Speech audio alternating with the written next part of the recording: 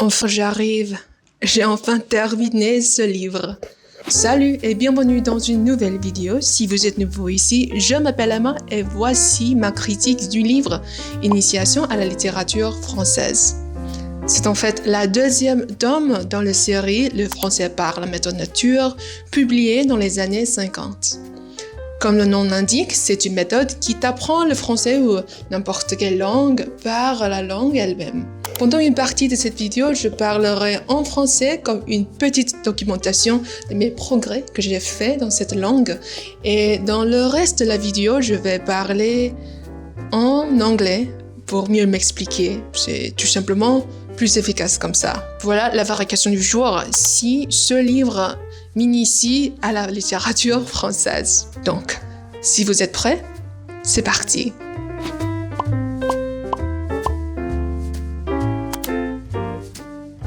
About 10 months ago, I completed the first book in the series, which was actually designed for beginner French learners. This book is the sequel to that and is a compilation of 7 short stories in French of varying lengths that were chosen quite intentionally, I would say. And the goal is kind of like to introduce you to some of their notable authors and also to equip you with the fundamental 4,200 words in the French language. This is not the first time I've tried reading this book. Actually, it's the 3rd time, so I guess 3rd time's a charm.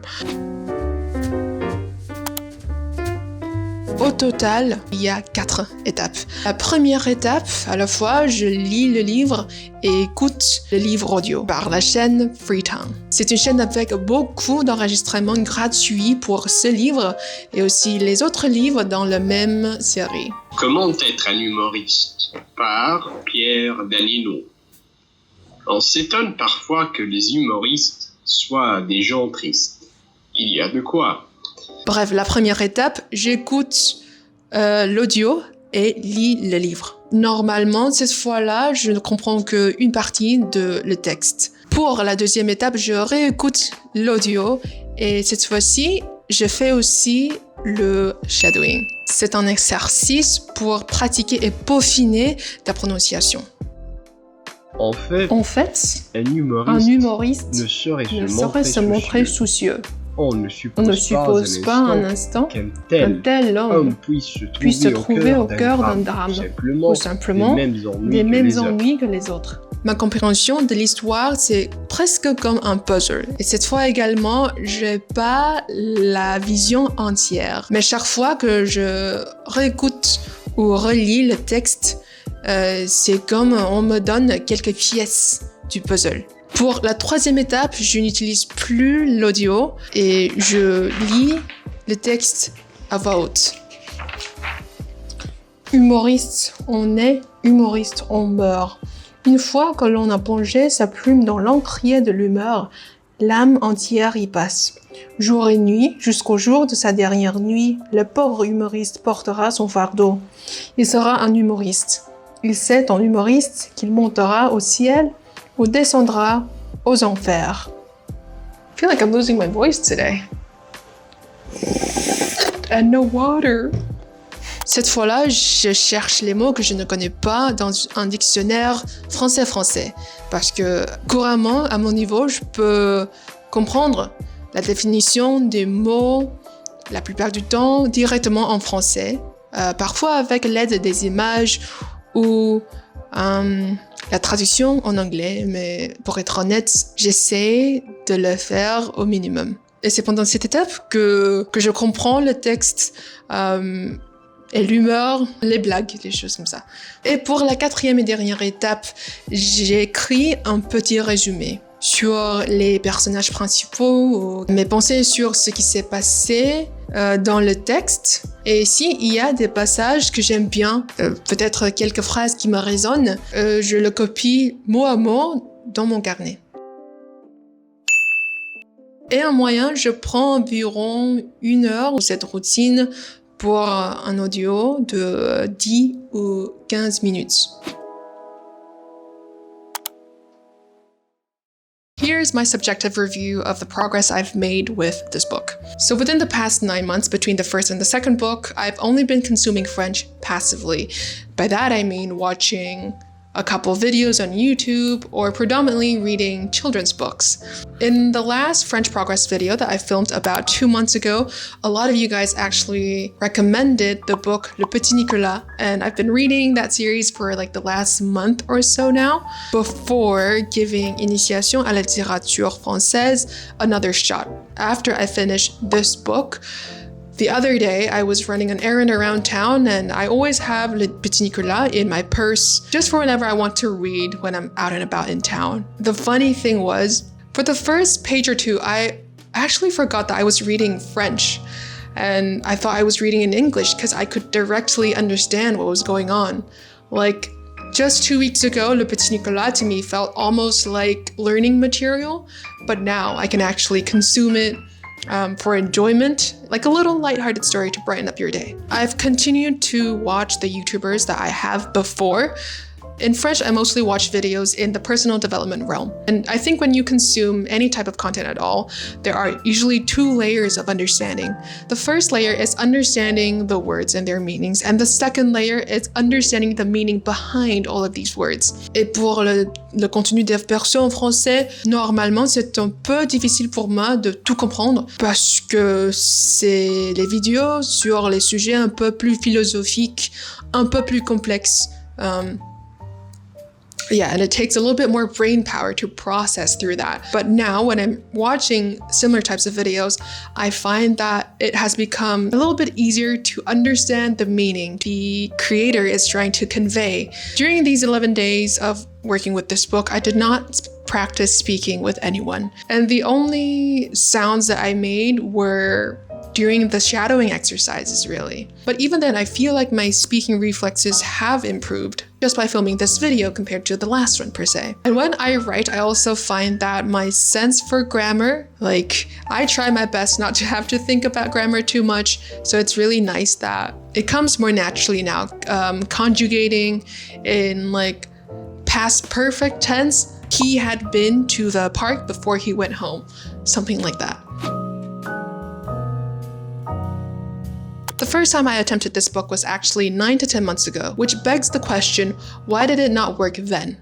Why did it not work the last 2 times? Personally, I find that there is a gap in level between the first and second books. And here's how I tried to bridge that gap. At first, I tried to read Harry Potter, as most of us do when we're learning a foreign language. But I think Harry Potter was a little bit too difficult for me back then, even though I understood the story very well. I have reread and rewatched the book and the movie countless of times before in English, so I know the story by heart now, and that was probably doing the heavy lifting when I was reading the story in French, and not my French comprehension. So reading something that was way too hard, way out of my range, did not prove to be very effective for me. And so when I started reading Le Petit Nicolas, I was actually a much better fit for where I was in French. I could understand the story for the most part, and that gave me a lot of motivation to keep on reading, but with enough new words for it to still feel like I'm learning something.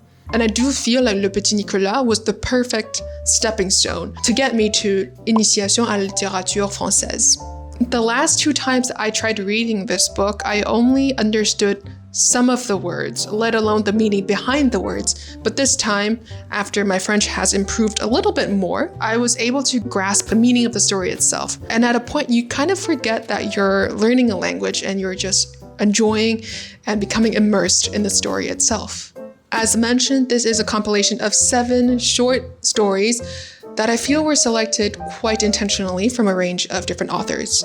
And the question again is, does this book introduce me to French literature?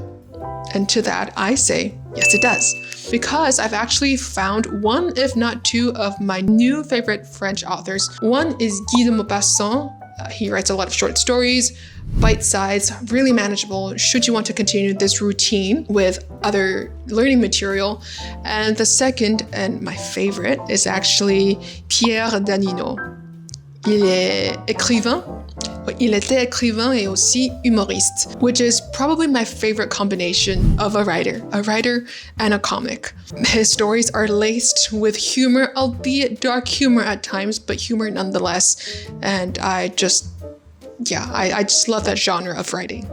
For the design of the book, I do feel like I could have benefited from having discussion questions potentially at the end of a passage to help me synthesize my thoughts a little better. But I kind of made up for that by writing my own summaries for each passage. As for the 4-step routine that I followed, I think another reason why it's so effective for me is the fact that it puts you in the headspace, in the state of being, of feeling very fluent, especially during the shadowing exercise. Because realistically, I'm probably not going to be able to produce a sentence of such complexity or be able to really express the depth of my thoughts like that in French. But when I'm shadowing, I'm mimicking along with the French speaker.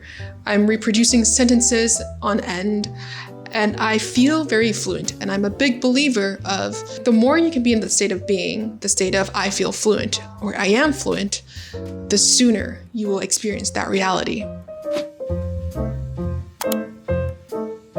For me, I am going to start dipping my toe into the realm of French literature. The first being L'étranger by Albert Camus. The topic is a little bit more philosophical, which is what I'm interested in, even though it might be a little bit out of reach, but that's kind of the point of study material, right? You reach a little bit higher, feel a little bit more fluent. Try to choose the topics that you actually find engaging, and that will help you stay consistent in the long run. I've printed out a version so that I can really go in and annotate, make notes and all of that. And I've also found an accompanying study guide, reading guide for this particular book that is aimed at French high schoolers, I believe. It has a little bit of background on the book, on the author, on the film adaptation as well, which I think is pretty neat. And yeah, there are countless other study guides for literary works taught in schools, and I'll have the website linked down below. So that L'étranger by Albert Camus will be my primary study material. Even though I won't be going as gung-ho, I won't be going as intensely as I did with Initiation à la littérature française, I'll probably just take it a little bit more chill. I will probably have leisure reading on the side as well, which means that I will just read without going back and shadowing or searching too many words up in the dictionary, and rather just let my brain kind of figure out the words in context. So children's books, we'll start there and see how things go. As for French literary classics like Les Misérables, Notre-Dame de Paris, I keep saying these names like a broken record, but honestly, those are the stories that I'm most looking forward to reading eventually. But I know it's going to be a very big feat to read them directly in French, so what I'm going to do is similar to how I read Harry Potter first in English and then maybe in French. This time I will probably read these classics either in Vietnamese or in English first, and then one day, we will tackle extracts of the French book itself. Alors, nous sommes à la fin de la vidéo. Et ça c'est sûr, la lecture a fait exploser mon français. Je trouve que cette routine m'a servi très bien, j'ai envie de dire. C'est simple, mais pas facile et en fait très efficace. Si tu es apprenant ou apprenante de la langue française, j'espère que cette vidéo t'a donné quelques motivations pour son propre apprentissage. Merci d'avoir regardé cette vidéo. Passe une magnifique semaine et à la prochaine.